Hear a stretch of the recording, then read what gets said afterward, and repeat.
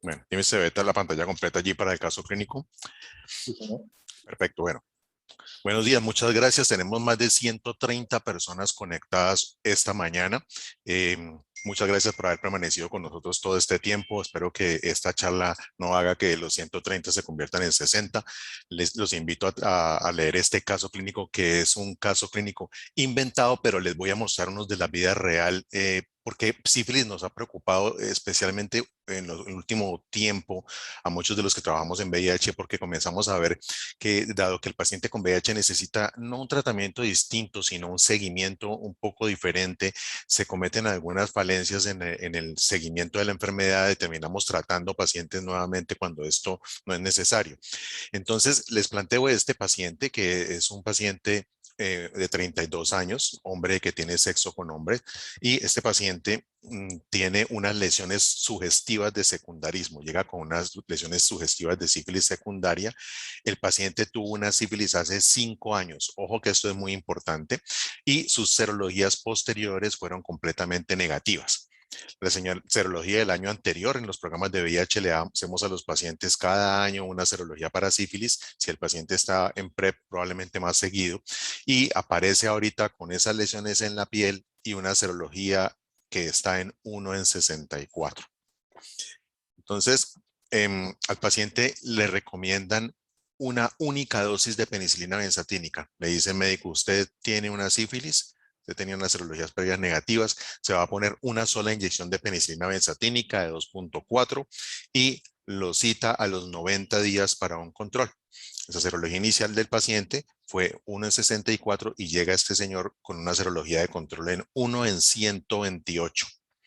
Entonces, vamos bien. Paciente con historia de sífilis que ya negativizó sus serologías y aparece años después con una serología positiva en 64 con lesiones en la piel sugestivas de una sífilis secundaria. Lo trata con una sola dosis de penicilina benzatínica y le piden una serología de control a los 3 meses que reporta 128. El paciente viene muy asustado, él dice que no ha tenido relaciones sexuales de riesgo, que no se ha expuesto, que qué hace. Entonces el médico lo ve y le dice, repítase la serología a los 3 meses más y vuelva a ver cómo está la cosa. La serología a los 6 meses, es decir, a los 3 meses más, es decir, 6 meses de tratamiento, persiste positiva en 116.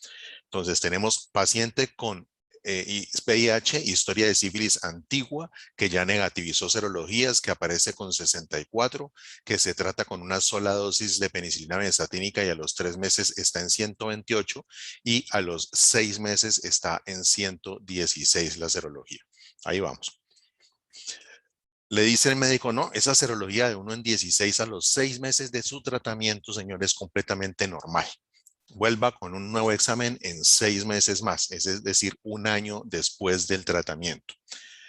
Y al año, el paciente llega con una serología de 1 en 8. Vamos a hacer una sola pregunta aquí, que es en la siguiente diapositiva, para ver ustedes qué opinan. En la diapositiva les resumo la situación del caso. Hombre que tiene sexo con hombre, 32 años, serología positiva, hace años ya se negativizó, se trata con una serología de 64 a los 90 días de una sola dosis de penicilina tiene 128, a los 6 meses tiene 16 y al año tiene 8. ¿Ustedes cómo creen que ese tratamiento fue? ¿Muy apropiado? ¿Fue apropiado con errores? ¿Fue muy inapropiado o el tratamiento fue totalmente errado? Los invito a contestar esta pregunta. VIH, sífilis, se curó, serología negativa, llega con 64 y sífilis secundaria, una sola ampolla de penicilina, a los 90 días de 64 trae una en 128, a los 6 meses 16 y al año 1 en 8. Eso estuvo bien, estuvo más o menos bien, o estuvo muy mal, o estuvo totalmente mal.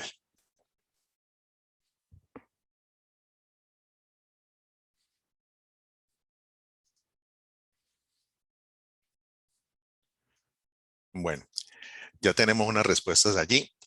La mayoría dicen que estuvo tratamiento apropiado, pero que hubo errores. Algunos dicen que estuvo muy inapropiado. 16% dicen que está totalmente errado. Y un porcentaje de solamente el 28% dicen que el tratamiento fue muy apropiado. Entonces, vamos a tratar de en solo 30 minutos, voy a tratar de convencerlos de que el tratamiento de este paciente fue muy apropiado. Fue un tratamiento completamente acorde con las guías de manejo actuales y acorde con lo más avanzado que hay en el tratamiento de la sífilis en personas que viven con VIH.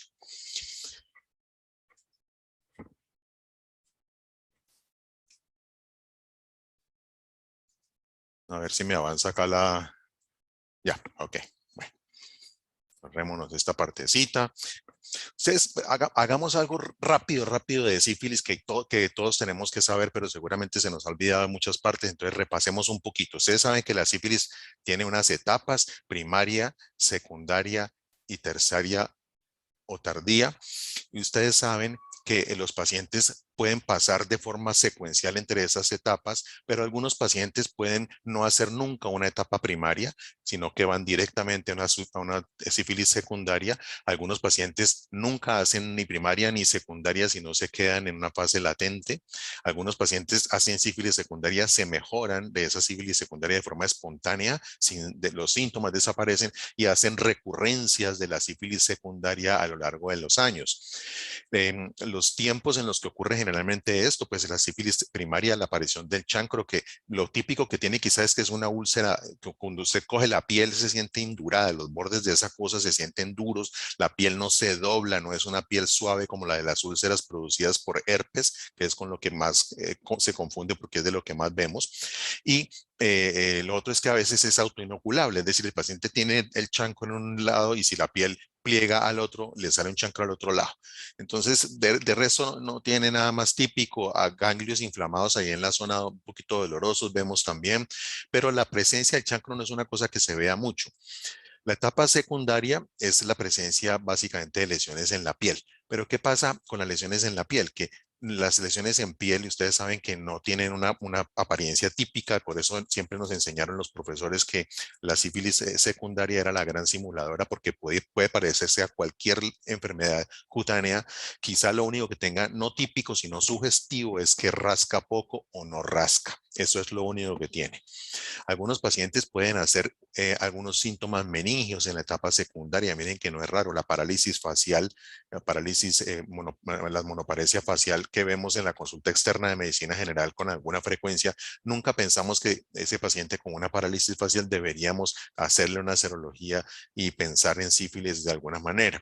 Luego de la sífilis secundaria se mejora y el paciente entra en una etapa de latencia, que se considera temprana esta latencia cuando es una enfermedad que tiene un año o menos y se considera tardía cuando ya ha pasado más de un año de la infección. Los pacientes no se tratan, pues 88 hasta el 40% de los pacientes no tratados hacen sífilis terciaria, que son lesiones cardiovasculares, aneurismas de la aorta y cosas que rara vez en realidad se ven. Y un porcentaje más pequeño de pacientes harán complicaciones neurológicas típicas de la neurosífilis. Anticuerpos que se producen como consecuencia de la enfermedad no producen inmunidad. O sea, un paciente que no se trata, que es susceptible a la infección, hace un periodo de incubación, luego sífilis primaria, secundaria, puede entrar en etapa de latencia y aquí recurrir a secundaria, luego otra vez de aquí a latencia, es decir, es un comportamiento que puede permanecer durante años así, o algunos pacientes se van a latencia el resto de la vida sin manifestaciones alguna, y de esos un porcentaje irá a sífilis terciaria. Cuando nosotros tratamos la enfermedad en cualquiera de las fases, la enfermedad siempre es curable, pero siempre se vuelve a un estado de susceptibilidad. Entonces, los pacientes, una vez tratados, pueden tener un periodo en el cual tienen cierta protección por los anticuerpos que tienen y están además con la penicilina que le colocamos, pero esa pérdida de la protección ocurre pronto y el paciente queda susceptible por más anticuerpos circulantes que tenga. De manera que siempre un paciente con sífilis podrá volver a infectarse. Y una pregunta interesante es lo que hacemos nosotros en los programas. ¿Cada cuánto le hacemos una serología a un paciente con enfermedad por VIH y especialmente un paciente hombre que tenga sexo con hombres? Miren esto tan interesante. En este estudio es un modelo matemático en el cual calcularon cuál era la diferencia entre hacer una serología cada 6 meses y hacer una serología cada 3 meses en hombres que tienen sexo con hombres. Ojo que estamos hablando de un grupo especial aquí de pacientes. Encontraron que sí, en efecto, ambos métodos servían para diagnosticar sífilis, pero que no se obtenía un impacto en la prevalencia de la enfermedad en la población, a no ser que se hicieran pruebas cada 3 meses. Esto es interesante porque nos llama a la necesidad de que los pacientes que van a recibir PrEP y a quienes, según las guías actuales, evaluamos trimestralmente, se les haga una prueba de sífilis con las pruebas trimestrales que se toman. Esto ayudaría probablemente a disminuir la frecuencia de casos en esa población si logramos hacer las serologías un poco más frecuentes y tratar a estos pacientes de forma oportuna. Voy a referirme a 4 temas rápidamente. Uno es diagnóstico, ahí los tienen. El otro es neurosífilis, arriba a la derecha, tratamiento y cómo hacer el seguimiento, que es una cosa muy importante hoy en día. Hablemos del diagnóstico. No vamos a alargarnos en el agente causal. Ustedes saben que la espiroqueta tiene una cantidad de problemas diagnósticos importantes porque es un bicho que no se ve a la microscopía normal, que requiere una microscopía de campo oscuro. Ustedes saben también que hay algunas especies de treponema que son normales, digamos, y hay otras especies de treponema que producen infecciones diferentes a la sífilis, pero que pueden alterar las pruebas. Básicamente lo que hay que saber acá es que la microscopía de campo claro normal no sirve, que hay que hacer una microscopía de campo oscuro, que es un bicho que no se puede cultivar con facilidad debido a las características que tiene. Y cuando el treponema penetra la piel, por la zona donde el treponema penetra, allí es donde se produce la lesión del chancro. Esa foto, por ejemplo, es de una lesión chancroide ahí en el glande. Y ustedes ven que es una lesión ulcerada, de borde bien definido, que es una lesión que cuando uno coge la piel no se dobla, como les decía ahorita, porque es infiltrada, muy inflamatoria. Los pacientes, una vez que se exponen e incuban, hacen ese chancro, esa sífilis primaria. Y algo muy importante aquí es que durante la sífilis primaria y secundaria hay cierto grado de invasión al sistema nervioso y hay cambios en el líquido cefalorraquídeo que hacen que en muchas ocasiones se puncione estos pacientes y se obtenga muestras de líquido cefalorraquídeo con anormalidades que no necesariamente reflejan una neurosífilis. Entonces, el encontrar una anormalidad en el líquido cefalorraquídeo en pacientes con enfermedad muy activa, como sífilis secundaria, por ejemplo, no necesariamente implica que el paciente tenga una neurosífilis, y esto va a entrar en una discusión muy importante aquí que va a ser si vale la pena hacer una punción lumbar o no hacer una punción lumbar en los pacientes VIH, sobre todo, porque en esto se ve mayor cambio en el líquido cefalorraquídeo. Miren ustedes aquí cómo ocurre la infección.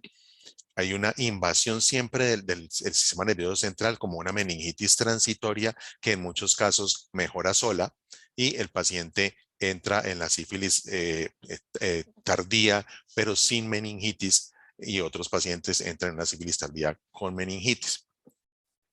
Las pruebas diagnósticas de serología, serológicas diagnósticas o pruebas diagnósticas de sífilis de que disponemos, lamentablemente son pruebas muy malas. Y esta es una enfermedad que tiene algo muy característico y muy curioso, y es que las mejores pruebas, las que tienen mejor tecnología, que son las pruebas de anticuerpos, las pruebas serológicas, treponémicas, perdón, estas pruebas treponémicas las terminamos confirmando con pruebas inferiores, que son las pruebas no treponémicas y que son muchas de ellas leídas de forma manual. Es decir, no ocurre mucho en medicina que uno haga una prueba con un aparato que tenga una precisión alta y una sensibilidad y especificidad muy buena y termine confirmando la enfermedad con una prueba que se hace manual. Eso no suena como tan lógico, pero es lo que terminamos haciendo muchas veces en sífilis. Y eso prueba que, a pesar de ser una enfermedad tan frecuente, tan importante desde el punto de vista epidemiológico en todos los países, no ha habido mucho interés en inversión en pruebas diagnósticas mejores. Entonces, sí, pruebas más rápidas, pruebas que se pueden transportar, que se pueden hacer rápidamente, pero que no son más específicas ni mejores que lo que tenemos. Las pruebas que generalmente hacemos en los programas son las pruebas normales, una serología que se hace por técnica BDRL o RPR. Y lo que hay que recordar aquí es esto que está escrito abajo aquí en amarillo, y es que estas pruebas miden anticuerpos o reaginas contra treponema, pero son inespecíficos, son pruebas inespecíficas, por lo tanto tendrán un número importante de falsos positivos. Los falsos positivos en estas pruebas no treponémicas los pueden causar condiciones agudas como las neumonías, infecciones, hepatitis, tuberculosis, mononucleosis, pacientes con malaria, con lepra y algunas enfermedades crónicas como enfermedad hepática, abuso de drogas, endovenosas, enfermedades autoinmunes, pacientes con politransfusión pueden también hacer falsos positivos. Y obviamente las infecciones causadas por otros treponemas y ojo a esto, el embarazo, porque una de las causas de falsos positivos en las serologías normales de BDRL o RPR es el embarazo y eso hace que las personas que trabajan en los controles de embarazo tengan un reto adicional cuando se presentan las serologías positivas.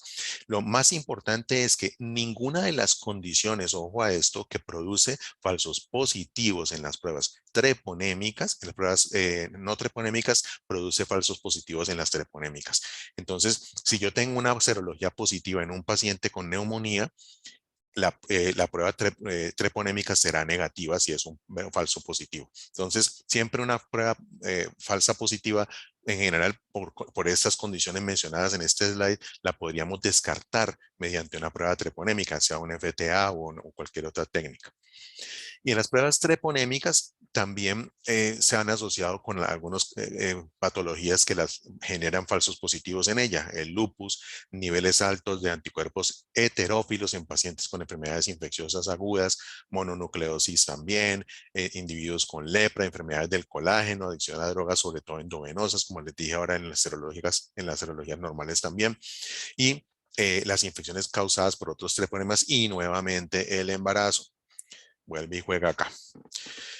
Entonces, las pruebas treponémicas de las que disponemos generalmente son pruebas que se hacen por inmunoanálisis CPTA, Western Blot, hay varias técnicas para medir esto y la diferencia que tiene una prueba treponémica con la serología BDRL o FTA básicamente es que es más específica porque me dice a mí con más certeza si se trata de anticuerpos específicos contra sífilis o no.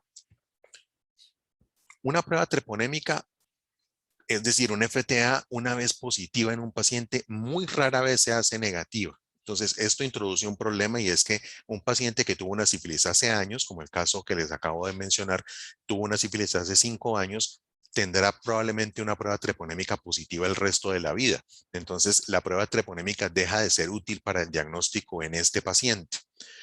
Los títulos de las pruebas treponémicas no se correlacionan con la actividad de la enfermedad. Entonces, a mí no me interesa saber si el FTA está muy positivo o poco positivo, porque esa titulación no tiene correlación con la actividad de la enfermedad. Únicamente me dice, tiene anticuerpos contra sífilis, yo no sé de cuánto tiempo son, pero ahí están. Los que sí se correlacionan con la actividad de la enfermedad son los títulos de las serologías, BDRL o RPR.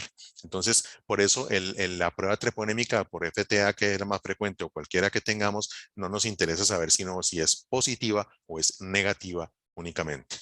Y no se pueden utilizar para seguimiento de la respuesta al tratamiento, por supuesto, porque pues ya mencionamos que una vez que se positivizan, nunca más vuelven a hacerse negativas en la mayoría de los casos. ¿Servirá de alguna manera diferenciar anticuerpos IgM e IgG contra treponema para evaluar la evolución de la enfermedad? Pues, aunque en muchos países se utilizan las pruebas de IgG, y se utilizan más las IgG que la IgM porque la IgM es menos específica, en realidad la concordancia entre estos exámenes no es muy buena. Entonces, lo que se utiliza es una IgG que puede proporcionar información para confirmar o descartar un caso cuando uno tenga una duda diagnóstica importante. Sin embargo, no existen pruebas aprobadas incluso por la FDA para IgG, para IgM, perdón, de treponema en este momento y su utilidad sería tan escasa que probablemente pase mucho tiempo o tal vez nunca tengamos pruebas de estas comercialmente disponibles. Pues a nivel de investigación sí, pero de forma comercial, pruebas IgM no se emplean de forma rutinaria. Usualmente, para hacer el diagnóstico de sífilis, tenemos 3 formas de hacerlo. Una, que es esta, que es hacer una serología. Entonces, el paciente va al control o va a la consulta. Usted piensa que el paciente puede tener una sífilis, entonces le pide una serología RPR o EDRL, la que hagan en el sitio donde usted trabaja. Esa es una posibilidad. La otra posibilidad es hacerle una prueba treponémica por ELISA, o por FTA o como usted quiera, pero hacer una prueba treponémica. Y la otra posibilidad es hacer una prueba treponémica por ELISA, que la vamos a confirmar con otra prueba del mismo tipo de prueba, pero una técnica diferente. Miremos las dos más frecuentes. Una que es la que hacemos normalmente. Usted le sale la serología al paciente negativa, entonces dice, este paciente probablemente no tiene sífilis y lo descarta o le dice, vamos a repetir la serología en 3 meses de acuerdo a la evolución o a la razón por la cual se solicitó, la posibilidad de que realmente se trate de una sífilis o no, etcétera. Si la prueba está positiva, entonces la confirma con una prueba treponémica. Eso es lo que usualmente hacemos nosotros.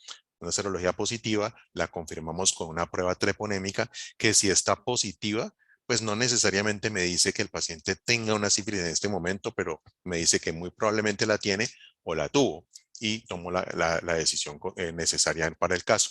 Pero si la prueba treponémica inicial serológica inicial es positiva, la prueba treponémica es negativa, es muy probable que se trate de un falso positivo inicial en la prueba treponémica. El método inverso es hacer una prueba treponémica, que es la segunda columna, o sea, tomar un FTA de una vez, que si está positivo, entonces me va a decir que el paciente o tiene una sífilis en este momento o la tuvo en el pasado, no tengo manera de saberlo en el momento. Entonces se repite, se confirma el diagnóstico, perdón, pero al revés, ya con una prueba no treponémica.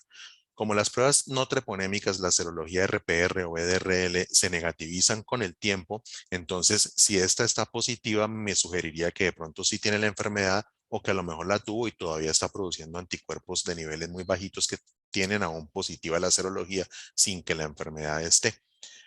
Pero si la prueba inicial treponémica, el FTA es positivo y hago una prueba no treponémica, una RPR o un BDRL y este es negativo, entonces la probabilidad es de que o se trate de un paciente con un falso positivo en la prueba treponémica inicial, acá arriba, o que el paciente tuvo una serología hace años y que por esa razón las pruebas treponémicas ya están negativas, pero persisten positivas las pruebas treponémicas el resto de la vida.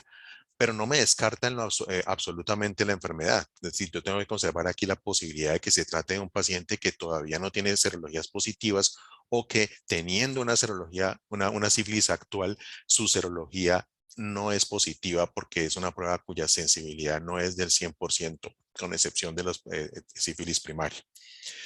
Y esta otra posibilidad que es hacer pruebas por método de ELISA, confirmándolas con una prueba de método de ELISA, pero con una tecnología diferente. Es una forma más corta de hacer el seguimiento de la enfermedad, pero se limita al uso de pruebas treponémicas, no utiliza pruebas no treponémicas, de manera que igual en algún momento aquí este paciente lo tenemos que tratar y tendremos que en este pedacito acá donde no hay nada, hacerle un seguimiento con pruebas que tienen necesariamente que ser pruebas no treponémicas, serología BDRL o RPR, que es la forma única que existe en este momento de hacerle seguimiento al tratamiento. Las pruebas rápidas que hacen en las secretarías de salud en Colombia y cuando el paciente llega y nos dice, a mí me acaban de diagnosticar una enfermedad por VIH y me salió la prueba de VIH positiva, pero también me salió la prueba de serología positiva, hay que tener en cuenta que son pruebas treponémicas, no son serologías no treponémicas. Entonces, estos pacientes, cuando los tratemos, idealmente deberíamos tomarles una serología, una prueba no treponémica, no solamente para que nos sirva para saber el estado de la enfermedad, sino para poder controlar la evolución posterior. El paciente me llega con un kit de estos, que es VIH y sífilis. La prueba de sífilis que está incluida allí es una prueba treponémica, o sea, corresponde a un FTA, no corresponde a un BDRL o RPR. Y la sensibilidad de las pruebas pues es muy variable. Miren que en la única etapa en la cual parece que la prueba serían 100% sensibles es en sífilis secundaria. Sin embargo, tengo que decirles que esto no es cierto. Las serologías en sífilis secundaria no son 100% positivas por los procedimientos habituales. De hecho, cuando la enfermedad está muy activa, los pacientes llegan con síntomas secundarios muy severos. Un buen porcentaje de estos pacientes tendrán serologías que, si se procesan de forma normal, van a ser negativas. Entonces hay que tener mucho cuidado, y generalmente lo que debemos hacer, lo que yo recomendaría hacer, es lo siguiente. Este es un paciente real. Estas son fotos de pacientes míos que han llegado con sífilis. Y miren ustedes esa dermatitis. Uno ve esa cosa ahí y uno dice, no, pues eso parece una dermatitis de contacto. Lesiones en las palmas, con mucha aspecto eczematoso, como craquelado, fisuritas en los pliegues, una descamación importante solamente en las palmas. Este otro paciente tiene una lesión que parecería más un eczema disidrótico. Miren esto, una lesión disidrótica seca, descamativa, eritematosa, que descama, que se mejora en un sitio y aparece en otro, en las palmas de las manos. Y cuando uno le dice al paciente, ¿le ha salido algo esto en los pies?, por lo general el paciente va a tener Bien, lesiones similares. no estamos viendo la foto del paciente. Disculpa, te interrumpa. Sí, por ahí ya, esa es. Ahí le está viendo. Ok. Sí. Gracias, doctor. Entonces, miren las lesiones, como les decía, parece más de contacto, y estas de la izquierda más parecen un eczema disidrótico. Entonces, llega este paciente con estas lesiones, sobre todo el de la derecha, tan activas con los pies, igual que pues se le están descamando terrible, y eso no rasca. Y ustedes saben que las lesiones dermatológicas en palmas de las manos suelen ser muy pruriginosas y molestas. El paciente le arden mucho las manos, las siente hinchadas. Estos pacientes no se ven tan sintomáticos, y eso le debe hacer pensar a uno que se trata de una sífilis. Entonces, lo que yo hago usualmente es, siempre, todas las veces que me llega un paciente en quien sospecho una sífilis secundaria, como en estos dos casos que les muestro acá, es hacerle una nota en la orden de laboratorio y pedir que diluyan la muestra. Si se procesa la serología normal, es probable que este paciente me salga negativo. Entonces, en el laboratorio hacen la primera dilución, está negativo y hasta ahí llegan. Al pedirle al laboratorio que haga diluciones posteriores, entonces ellos la diluyen a 2, a 4, a 8, a 16, a 32, y estos pacientes van a presentar serologías positivas a diluciones más altas. Entonces, en la serología 1.1 es negativo, 1.2 es negativo, 1.4, 1.8, y resulta que en la 16 o en la 32, ahí aparece positivo, porque hay un agotamiento de los anticuerpos contra sífilis debido a la altísima actividad de la enfermedad, y esto se llama fenómeno de Prosona, que no se ve solamente en sífilis, sino en otras patologías. Y esto ocurre innumerables veces. Es sorprendente en VIH cómo el fenómeno de Prosona se ve con mucha frecuencia, probablemente por razones inmunológicas, y también porque el fenómeno de Prosona depende, como les digo, en mucho de la actividad de la enfermedad, y en el paciente con algún grado de inmunodeficiencia, estas sífilis secundarias suelen ser muy severas, muy sintomáticas, muy activas, muy floridas. Entonces, se generan falsos negativos con el fenómeno de Prosona cuando hay una alta actividad de la enfermedad. Es más frecuente en pacientes VIH positivos y durante la sífilis secundaria. Entonces, como recomendación aquí, si el paciente sobre todo es VIH y usted ve una sífilis secundaria o sospecha de sífilis secundaria, hágale una nota en la orden de laboratorio. Dígale al paciente que cuando vaya al laboratorio recomiende que le paren bolas a la nota, póngale resaltador, porque a veces uno la pide y no lo hacen, y que le hagan la dilución, que le repitan la muestra diluida varias veces, para estar seguros de que no, con una persona no terminemos con una serología negativa que realmente no era negativa. Este caso, y cayó como anillo al dedo, como este anillo que hay aquí, es un paciente que me llegó hace 2 semanas. Es un paciente VIH positivo que tuvo una sífilis en el pasado. Este paciente tuvo sífilis, de manera que la prueba treponémica, el FTA, no me sirve para diagnóstico, y llega con estas cosas. Las fotos se las tomó el paciente en la casa y me las mandó. Lamentablemente no están muy buenas, un poquito movidas, diría yo, pero les voy a describir las lesiones. Miren, son unas máculas eritematosas levemente papuladas, se palpan levantaditos. Usted le tocaba la mano al paciente y cada cosita de estas rojas que se ve allí se ven levantaditas. Las fotos. Ahí la ven. Ya. Ahora, cada cosita roja de estas que ustedes están viendo aquí se sentía levantadita, se sentía un poquitico levantada. Entonces, el paciente le digo, véngase pues. Entonces llega al otro día a la consulta y me dice, me muestra las lesiones en los pies igualitas, exactamente las mismas lesiones en los pies, y no le rascan. Y para acabar de rematar, este paciente es alérgico a la penicilina. ¿Cómo les parece el cuento? Entonces, le pedimos la serología diluida y ustedes pueden creer que el laboratorio no la procesó diluida, a pesar de que le puse la nota, la repinté y toda la cosa, pero yo le di tratamiento de todas maneras desde el primer día. Ya pasadas 2 semanas, el paciente está muchísimo mejor, la cosa ya se mejoró, ya no vamos a hacer la serología diluida, pues porque ya perdimos el año con eso, pero fíjense ustedes cómo la sífilis tiene cualquier aspecto. El paciente alérgico a la penicilina ya había ido a urgencias y le habían formulado acitromicina oral sospechando la sífilis, pero la serología que le hicieron en urgencias fue negativa, a pesar de lo cual le formularon acitromicina, ¿no? Con una serología negativa. Yo creo que el médico con muy buen criterio pensó allí que podía haber un fenómeno de persona, pero ahorita que hablemos del tratamiento veremos cómo la acitromicina pues, puede no ser una muy buena opción para un caso como este de sífilis en un paciente VIH.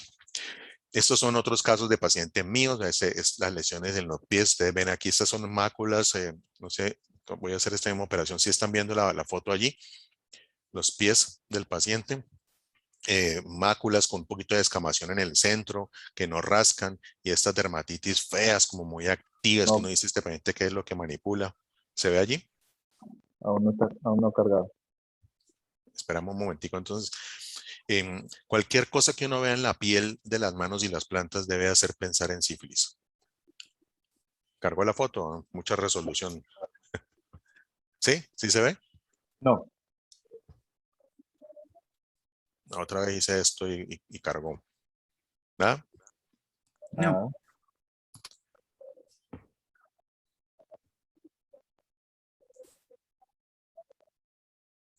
Bueno, pasémosla porque no podemos demorarnos acá tanto en una cosa.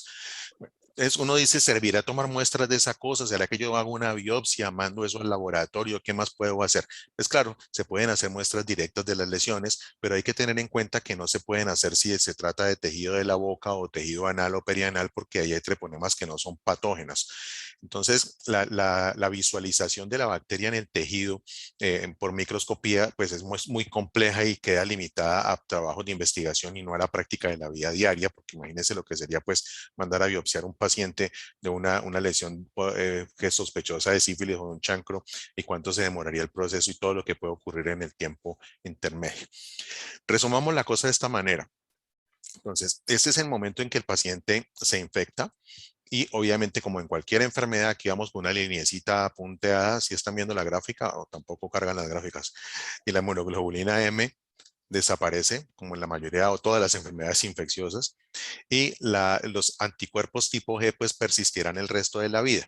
Los anticuerpos treponémicos, que son los de la línea verde que están ustedes viendo acá, em, en el paciente no tratado persisten a lo largo de los años, pero pueden hacerse negativos por periodos, sobre todo en enfermedad aguda, como les decía ahorita, y persisten si el paciente no se trata. Pero una vez que el paciente se trata, esta línea verde se va acá como a la línea punteada y la serología debe bajar. Y este cuánto debe bajar es lo más importante quizá de este ratico que estamos compartiendo acá. Y es que yo tomo una serología del paciente, le pongo la penicilina, todos sabemos tratar sífilis seguramente muy bien, pero olvidamos el seguimiento. O sea, ¿cuánto tiempo debo yo esperar que la serología baje? ¿Al cuánto tiempo espero que se negativice, sí o no? Y si el paciente con VIH debe recibir un seguimiento distinto o no. Entonces, una vez que se trata la serología, sí debe bajar, pero no necesariamente se va a negativizar. O sea, estas dos líneas jamás esperamos que lleguen a ser iguales a cero en todos los casos.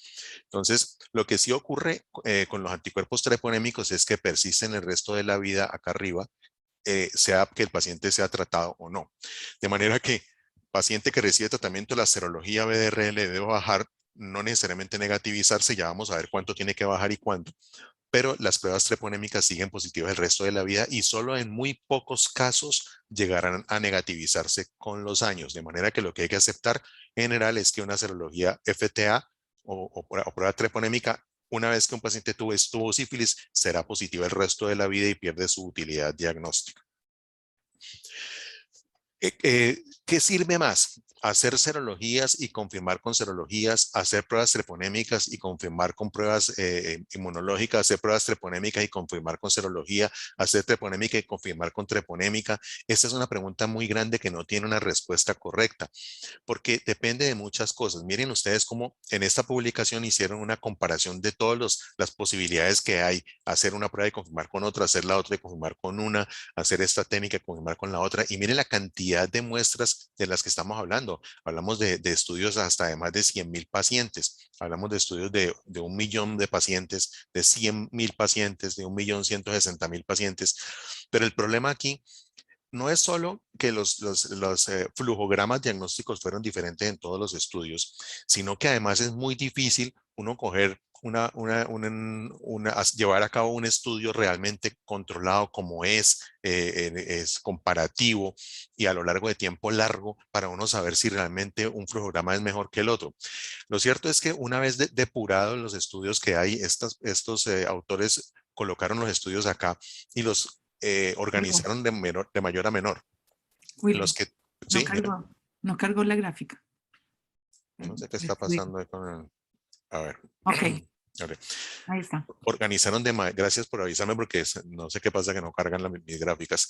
De mayor a menor los organizaron y por las que más porcentajes dieron positivos inicialmente. Y ustedes miren cómo hacer una prueba de ELISA inicial y confirmar con una serología, hacer una prueba treponémica y confirmar con serología. De todas las formas posibles se hizo la cosa y los resultados en realidad cuando finalmente se confirmaron son muy variables. O sea, uno no puede decir que un método fue mejor que el otro. Lo único que se puede confirmar al final de este estudio es que las pruebas treponémicas que se confirmaron con otra prueba treponémica llevaron a una mayor rata de confirmaciones. Una prueba treponémica positiva que se repitió y volvió a dar, como decir, un FTA positivo, que lo repetí y dio otro FTA positivo, tiene mejor probabilidad de ser una verdadera sífilis. Ahora, el problema es en qué poblaciones se aplica, que es algo que no está diferenciado acá en esta tabla. Entonces, unos estudios de estos pueden haber sido hechos en poblaciones con una frecuencia de sífilis más alta que otra y eso va a hacer que los resultados sean totalmente diferentes. Es decir, si yo voy al colegio de monjas y le hago serología a todos los niños del colegio de monjas, pero me voy al prostíbulo y le hago serologías a todas las prostitutas, pues obviamente la sensibilidad, la especificidad de la prueba es totalmente distinta. Entonces uno no puede equiparar poblaciones entre un estudio y otro y eso hace que se pueda llegar a muy pocas conclusiones cuando comparamos un método con el otro. Lo que quizás sí se puede afirmar es que la mejor forma de hacer el diagnóstico es la que uno conozca bien y que la aplique de forma apropiada y sin alarmarse. Solamente un poco sobre neurosífilis y algo muy chévere y muy importante acá en neurosífilis que la mayor parte de los médicos no aprendemos porque nos enseñan a tratar sífilis primero hace años cuando los flujogramas eran distintos y segundo porque no vemos tanta neurosífilis y no nos toca hacer el cuidado de pacientes con neurosífilis. ¿Qué es lo que hace que un paciente con sífilis termine con una sífilis? En este estudio, muy curiosamente, el ser mujer resultó ser un factor importante. Pero mire que el tener sífilis, tener manifestaciones neurológicas, es un factor que predice una mayor probabilidad de tener neurosífilis. Y lo otro es tener una serología positiva en valores altos, es decir, valores por encima de 32 o 64. Ya les voy a mostrar qué pasó aquí. Miren ustedes acá las serologías abajo, 1, 2, 4, 8, 16, 32, 64, 1, 128. A medida que la serología se va positivizando, la probabilidad de tener neurosífilis aumenta. Pero sobre todo, si están viendo la gráfica allí, aumenta aquí. Cuando la serología, ¿saben? ¿Sí la ven? Ahora sí. Ok, cuando la serología está aquí en 32, aquí es donde más se aumenta, se dispara la probabilidad de que el paciente tenga neurosífilis. Y eso es lo que hizo por años que la recomendación incluso del CDC dijera que todo paciente con VIH que tuviese una serología alta, CD4 bajos, aun cuando no tuviese síntomas neurológicos, se debía puncionar. El hecho muy claro que se conoce desde hace tiempo que la titulación de la serología es definitivamente un indicador de riesgo de tener neurosífilis. Este modelo indica que las serologías por encima de 1 en 32 son muy sugestivas. Cuando esta cosa se sube de 32, la probabilidad de que tenga sífilis del paciente es muy alta. Pero miren que ninguno de los pacientes que tenía 32 o más pero no tenía síntomas neurológicos, resultó con neurosífilis. La sola serología por encima de 1 en 32 aumenta el riesgo, pero en este estudio no encontraron que fuese real la presencia de una serología en 32 como una relación directa, causa-efecto o 100% de que el paciente tuviese la enfermedad en el sistema nervioso. ¿Cuáles son los síntomas y los signos de la enfermedad por sífilis en el sistema nervioso central? Pues este que se nos olvida mucho, la pupila de Algie Robertson, yo ya la he visto en una sola ocasión en la consulta, hay que buscarla. Usted le pone la linterna al paciente en el ojo y la pupila se contrae, se la quita y la pupila se dilata. Le pone la linterna en el ojo al paciente y la pupila no se contrae, pero cuando le pone la linterna en el otro ojo, en el ojo contralateral, resulta que la del ojo que usted no está alumbrando sí se contrae. Es decir, hay una acomodación normal, pero cuando usted le pone la linterna en el ojo, el paciente no hace nada con ese ojo directamente. Esto es interesante y es una de las cosas más típicas de la enfermedad que hay que buscar. Dolor de cabeza crónico que no se mejora, el paciente sigue con eso, sensación de fosfenos o pérdida de la visión, tinnitus, ¿sí? O disfunción vestibular sin otro diagnóstico. En el 50% de la disfunción cocleovesicular puede ser incluso bilateral, pérdida súbita de la audición o gradual rápida de la audición. Hay que estar pilas con esto también. Y obviamente pues en enfermedad más tardía las alteraciones de la propiocepción con la presencia de TAVR dorsal. Hay unas cosas entonces en las que uno dice, este paciente como que sí quiero puncionarlo y este no quiero puncionarlo, porque ya no estamos hace 7, 8 años en que todo, más quizá que todos los pacientes los puncionábamos. Entonces, a favor de puncionar el paciente con una sífilis está que los pacientes con VIH son más susceptibles a la neurosífilis. Ok. Que la neurosífilis se complica y es muy grave si no se trata. Que el paciente tenga unos CD4 bajitos. Uno dice, un paciente con CD4 bajos es más probable que haga neurosífilis, a mí me gustaría puncionarlo. Que el paciente tenga una sífilis muy vieja. Llegó aquí, ese señor no tiene exámenes de hace años y aparece con VIH y sífilis. Que la No, serología sea alta. ¿Cargó? no, Sí, no pasa. ahí estoy, la devolví, la avancé un poquito a ver si... ¿Nada? Ya. Ok, entonces a la izquierda tienen las cosas que favorecen la punción, entonces paciente VIH, que la neurosífilis se complica, que los CD4 son bajitos, que la sífilis sea de mucho tiempo, no sabemos hace cuánto la tenga, que la serología sea alta y por supuesto que el paciente tenga síntomas neurológicos. Con estas cosas uno dice, yo a este paciente quiero puncionarlo. O de pronto un paciente que yo digo, no, yo no lo puncionaría. Es un paciente que digo, pero es que si lo punciono, recordemos que la sífilis aún en las etapas más tempranas puede mostrar alteraciones en el líquido cefalorraquídeo que no necesariamente son diagnósticas de neurosífilis. Entonces, ¿para qué una punción si esa vaina va a dar falsos positivos o alteraciones que son propias del paciente VIH, sobre todo enfermedad aguda? Entonces, de pronto no. Que las proteínas altas en el líquido cefalorraquídeo son inespecíficos. ¿Qué examen le voy a hacer?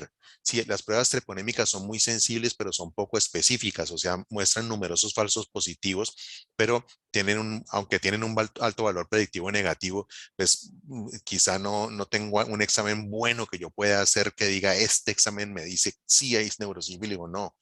Que la serología, no la prueba treponémica, sino la serología es específica, pero que solamente en el 50% de los casos incluso puede llegar a ser positiva. Que la punción lumbar no mejora el pronóstico. Esto sí que es importante. Independiente que yo punciono versus el que no funciona y trato, como que da lo mismo. Entonces, ¿por qué voy a funcionar? Entonces, es una discusión bastante grande hoy en día que ha llevado a concluir que los pacientes en general no se deben funcionar y les voy a mostrar las razones más adelante. Pero por regla general, un líquido cefalorraquídeo normal descarta el diagnóstico con buena certeza, pero uno anormal no confirma. Y siempre tenemos que tener esta pregunta.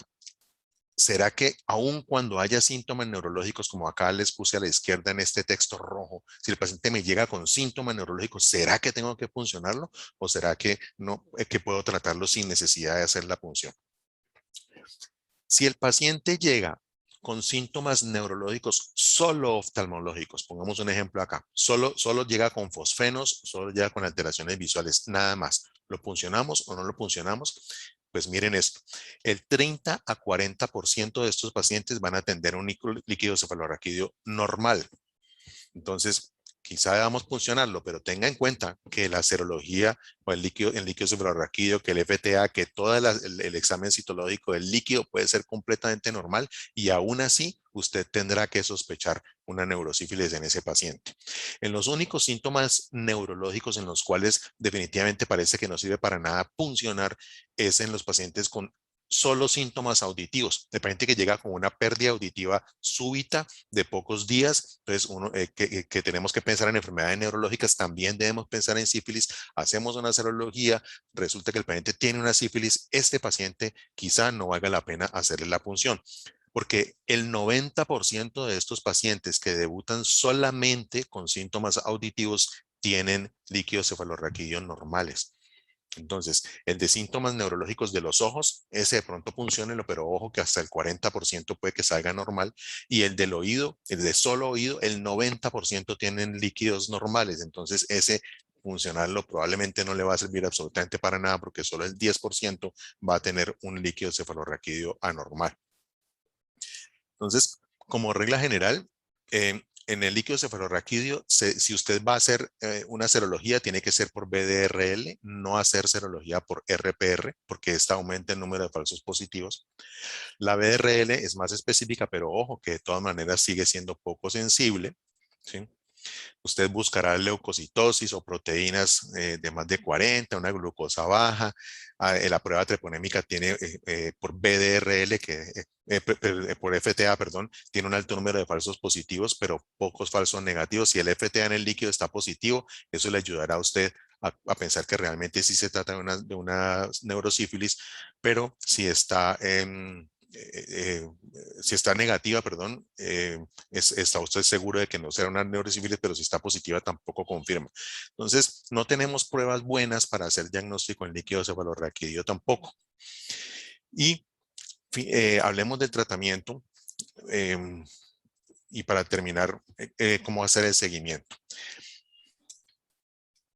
Aquí es donde hay que hacer una diferencia clara entre el paciente VIH y el paciente no VIH, básicamente en cómo se trata y cómo se sigue. El resto, el diagnóstico y de la enfermedad generalmente es igual. La única diferencia que vemos aquí es la mayor frecuencia de secundarismos severos, la recurrencia en etapas secundarias de la enfermedad, los títulos serológicos muy altos y otras cosas que no hacen que al final terminemos tomando decisiones distintas. En general, un paciente que inicia tratamiento y que se confirma, una vez que está confirmado acá, por lo general aquí en Colombia lo haremos con una prueba treponémica.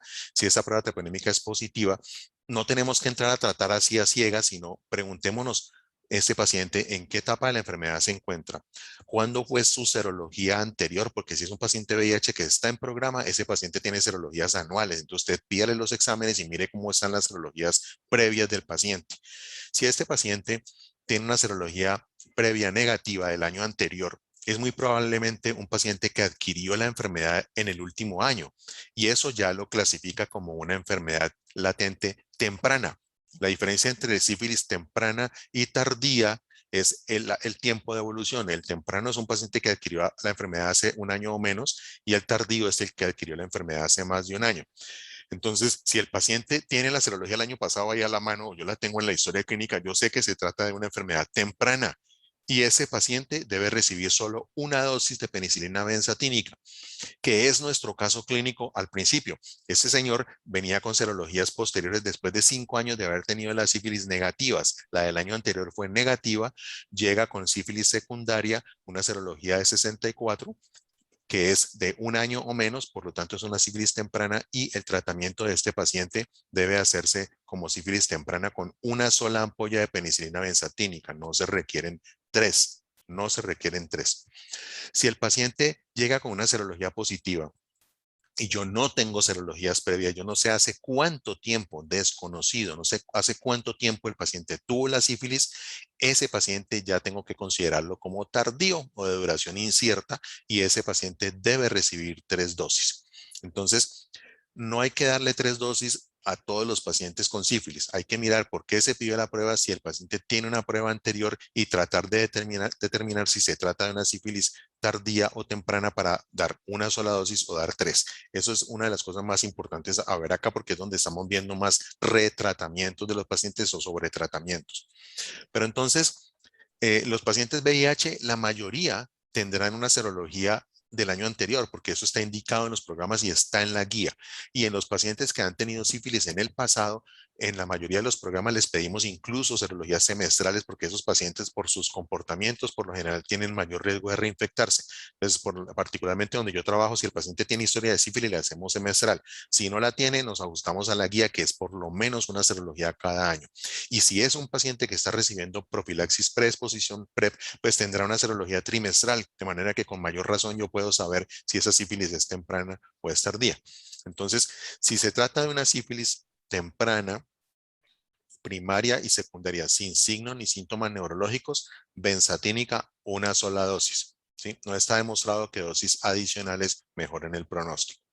Si se trata de una sífilis latente, temprana, o sea, si el paciente no tiene síntomas neurológicos ni nada, tengo pruebas previas serológicas documentadas negativas, o el paciente venía con serologías positivas y se incrementó en 2 diluciones, o si el paciente tiene sífilis claramente primaria o secundaria, si sabemos que la exposición fue hace un año o menos, si la pareja tiene enfermedad reciente, es una sola dosis.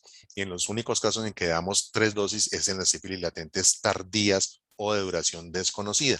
Es cuando no tengo serologías anteriores, cuando el paciente se le aumentó la serología en 2 diluciones o más, pero ha pasado más de un año, cuando no tiene síntomas claros y me llega a la consulta el paciente que cae ahí con unos hallazgos de sífilis primaria o secundaria o una serología positiva que no sé de dónde diablos salió, yo no sé cuánto tiempo hace que tiene eso, tiene que ponerse 3 dosis, pero esa es la única condición. Y si la exposición hace más de un año, la pareja está asintomática. En la sífilis terciaria sin síntomas neurológicos, descartar neurosífilis y poner 3 dosis. Los tratamientos de la neurosífilis, pues no vamos a discutirlo acá, pues es relativamente sencillo. Esta es una enfermedad que tiene un tratamiento fácil y a pesar de ello no se ha podido erradicar, pues la penicilina endovenosa, 10 a 14 días, y luego algunas guías dicen coloque penicilina benzatínica, 1, 2 o 3, eso es muy variable, pero en general el tratamiento de la neurosífilis se hará con penicilina cristalina parenteral. Y algo que olvidamos, que es tratar la pareja. Y esta es una de las causas por las cuales el paciente llega con sífilis, lo tratamos y no responde serológicamente o aparece reinfectado porque nunca nadie le dijo, vea, su pareja sexual, el que le pegó esta cosa, tiene que tratarse. Si no se trata y usted ve y se expone, pues le va a volver a dar sífilis. Entonces, a la pareja hay que tratarla aun cuando tenga una serología negativa. Si tiene una serología negativa, debemos ponerle por lo menos una dosis. Mirar los contactos previos. Si es posible hacerle serología a las parejas, pues se le hace. Y si no, por lo menos debe colocársele una dosis de penicilina a la pareja para evitar el fenómeno de la reinfección, que es una cosa que se ve con mucha frecuencia en estas parejas. En general, entonces, el tratamiento de la sífilis primaria y secundaria o latente que no pase de un año, hasta aquí, hasta un año, será una dosis de penicilina. Y la sífilis latente tardía, o sea, de más de un año o duración desconocida, es la única que debe recibir 3 dosis de penicilina. En las embarazadas o sífilis terciarias, siempre irán 3 dosis. Y en los pacientes de neurosífilis, penicilina cristalina por 10 a 14 días con o sin benzatínica después. ¿Cuáles son los tratamientos alternativos? Por ejemplo, el paciente que les conté de hace 15 días, le dimos doxiciclina porque el paciente era alérgico a la penicilina. O sea, lo indicado en paciente VIH es doxiciclina como el tratamiento alternativo. Existen otras recomendaciones con ceftriaxona, etcétera, pero no se recomiendan. Mire, la única diferencia aquí en la doxiciclina es que el equivalente a una monodosis de penicilina benzatínica serían 14 días de doxiciclina y el equivalente a las 3 dosis de penicilina benzatínica sería doxiciclina por 28 días. Aquí las cajas no vienen de 28, sino que vienen de 30. Entonces, yo al paciente que necesita una ampolla de penicilina y no la puede recibir porque es alérgico, le doy 15 días de doxiciclina y al que necesita 3 ampollas de benzatínica, le doy 30 días.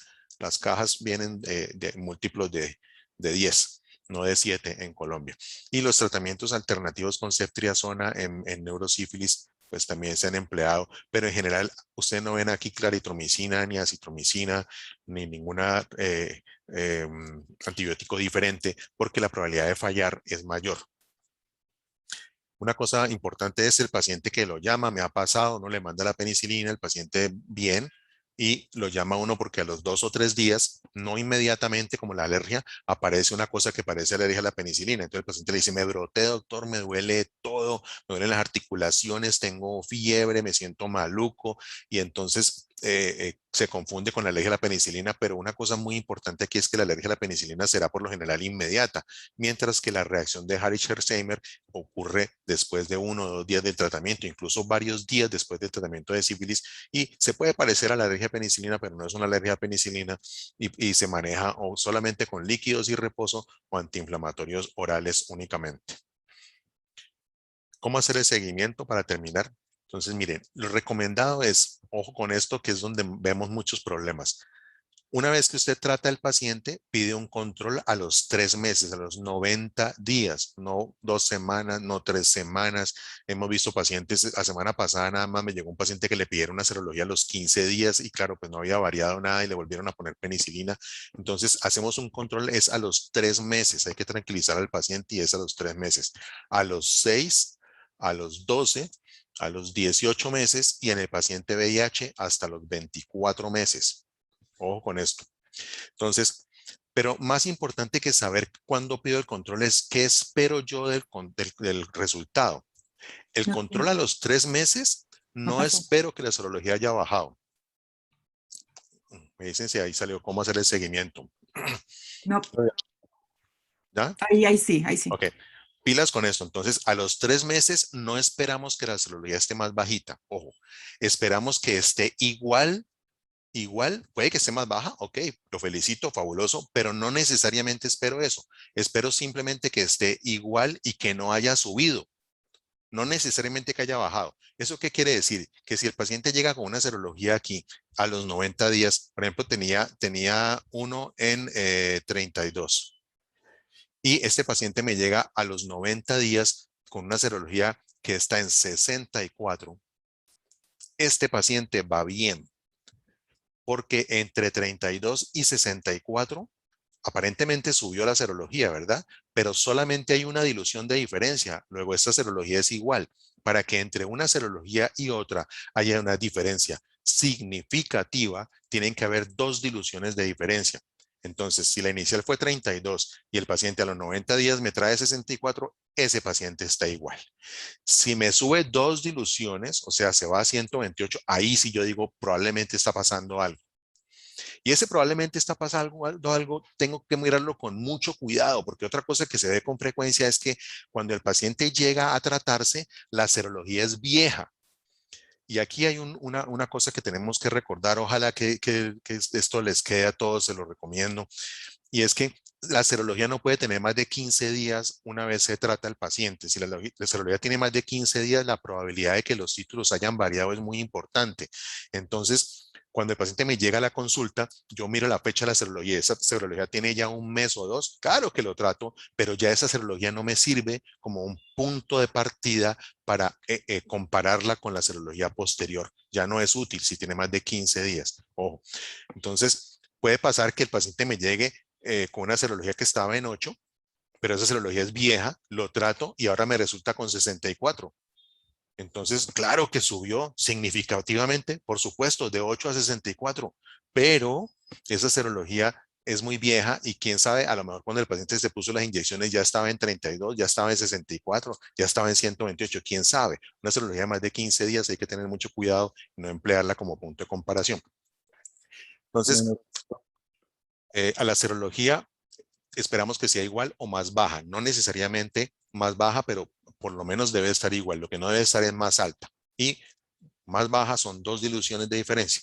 Una dilución no es significativa. Es decir, una serología, por ejemplo, de 1 en 256 es igualita a una de 512. Ahí no ha habido variación porque solo hay una dilución de diferencia entre un examen y el otro. ¿Cuándo consideramos que el tratamiento ha fallado?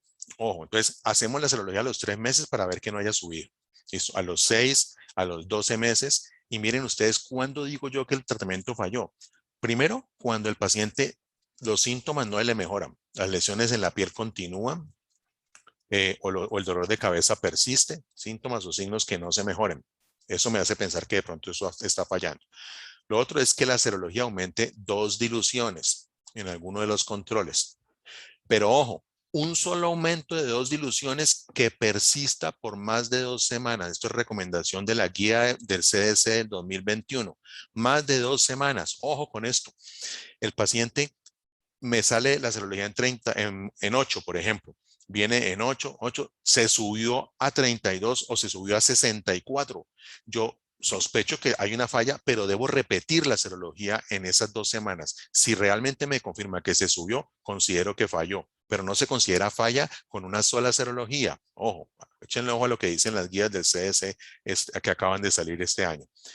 Puede una falla verdadera, o sea, cuando yo ya descarto que el paciente se reinfectó, la pareja no se había tratado, doctor, yo no me puse la inyección, todo lo que pueda ocurrir, entonces ahí sí ya podemos considerar la punción lumbar. O sea, para las fallas hay que considerar, ni siquiera utilizan el término recomiendan punción lumbar, sino considerar la punción lumbar para llevar a un retratamiento por la falla.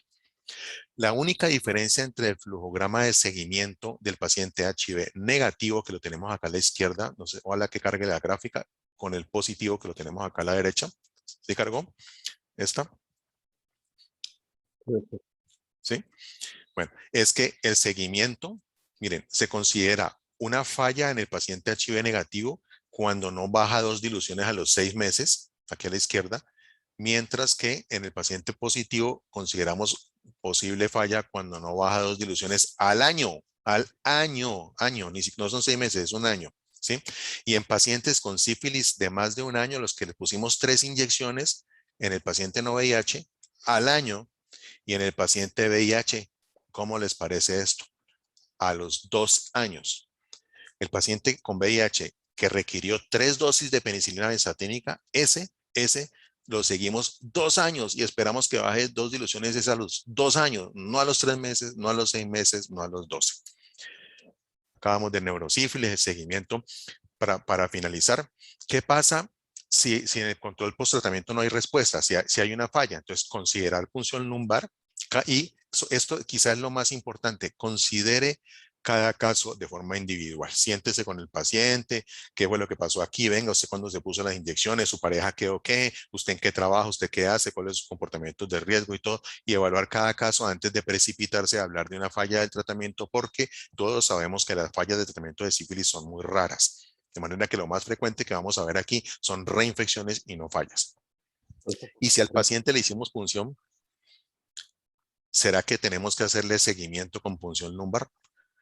Claro, ese paciente lo llevaron a urgencia, le hicieron punción lumbar, salió con neurosífilis, lo tratamos, entonces ¿será que le hacemos punciones lumbares seguidas para ver cómo va?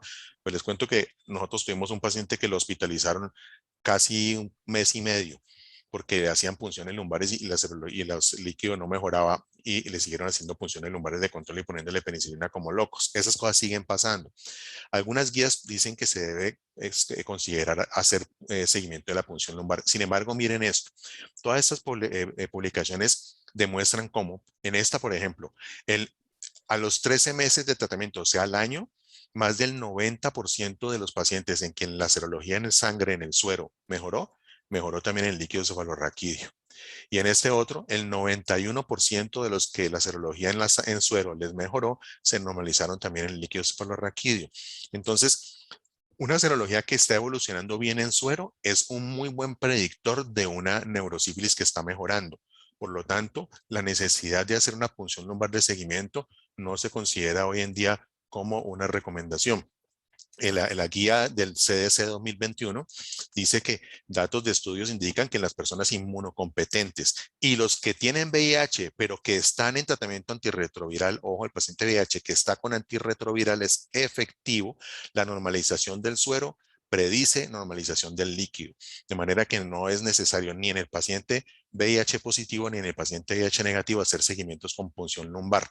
En el caso del paciente VIH positivo, lo que sí tenemos que mirar es que el paciente esté en tratamiento y tenga el VIH controlado, porque es ahí donde se ha encontrado que definitivamente esta es una afirmación correcta.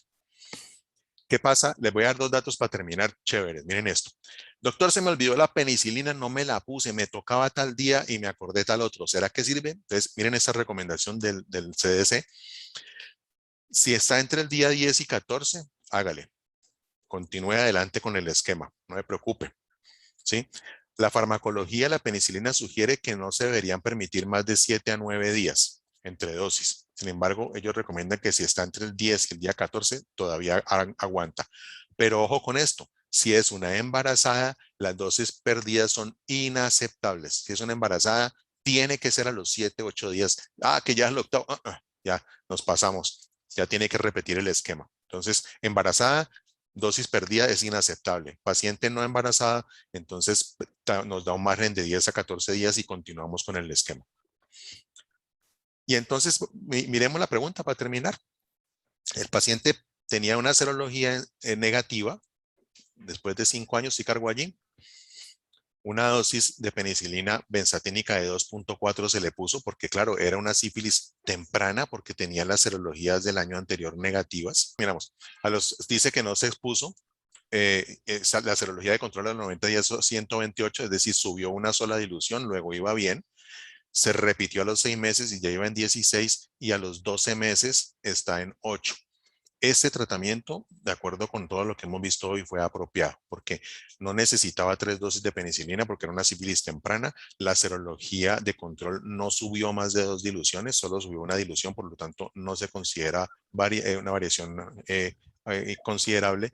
Y el seguimiento a los 12 meses, incluso ni siquiera a los 24 meses, ya muestra una disminución de 2 diluciones de 64 a 8. Por lo tanto, fue un tratamiento muy apropiado. Las serologías más frecuentes tendrán impacto en la prevalencia de la enfermedad, por lo tanto las serologías de los pacientes que están en PrEP probablemente se reflejen como una disminución de la sífilis en la población. Antes de tratar, evalúe la última serología. Siempre recomendamos penicilina y alternativo es doxiciclina, no otro. Controla los 3, 6, 12 y 24 meses en pacientes VIH. Una falla es un incremento de 2 diluciones como mínimo, no la disminución a los 24 meses. Repita las serologías que sufrieran falla a los 15 días. La punción no siempre es necesaria. Claramente en otosífilis no es necesaria, pero no siempre es necesaria incluso en las otras neurosífilis. Los controles serológicos reflejarán el estado del líquido cefalorraquídeo, entonces no necesitamos puncionar, y la probabilidad de que una serología persista el resto de la vida, aún en pacientes tratados, es mayor en los pacientes con VIH, de manera que no es raro que tengamos por ahí por la vida en los programas pacientes con serologías positivas de 1.4, 1.8, que han persistido así por años después del tratamiento, y eso no refleja que la enfermedad se encuentre activa, sino que el paciente ha continuado produciendo pequeñas cantidades de anticuerpos que hacen que la prueba siga positiva sin que la enfermedad esté presente.